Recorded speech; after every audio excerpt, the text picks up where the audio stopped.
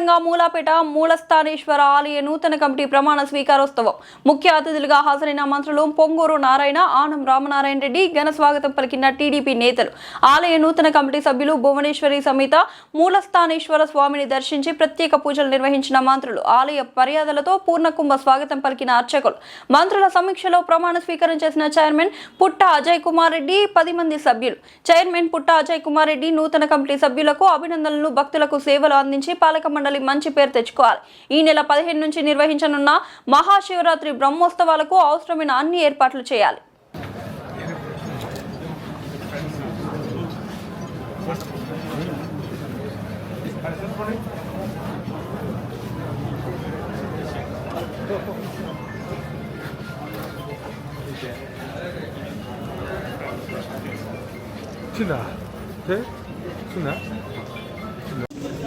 ఈరోజు ప్రత్యేకంగా భువనేశ్వరి సమేత మూలస్థానేశ్వర స్వామి ఆలయం పాలకవర్గ ప్రమాణ స్వీకారానికి వచ్చి అమ్మవారి యొక్క స్వామివారి యొక్క ఆశీస్సులు తీసుకుని ఆ కార్యక్రమంలో పాల్గొనిన తర్వాత రుక్మిణి సత్యభామ సమేత శ్రీ వేణుగోపాల స్వామి ఆలయం జరిగేటువంటి పునర్నిర్మాణ కార్యక్రమాలన్నింటినీ పర్యవేక్షించడానికి మరి పెద్దలు పురపాలక శాఖ మంత్రులు నారాయణ గారితో కలిసి మేమందరం కూడా ఇక్కడికి రావడం జరిగింది.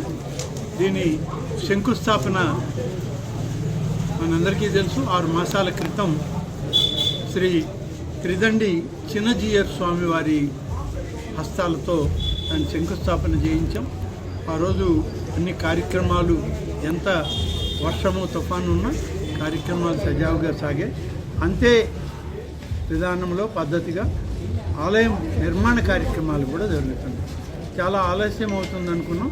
ఇప్పటికే దాదాపు ఫౌండేషన్ స్థాయికి మొత్తం వేణుగోపాల స్వామి ఆలయంతో పాటు నరసింహస్వామి ఆలయం కూడా ఫౌండేషన్ల వరకు పూర్తయ్యాయి.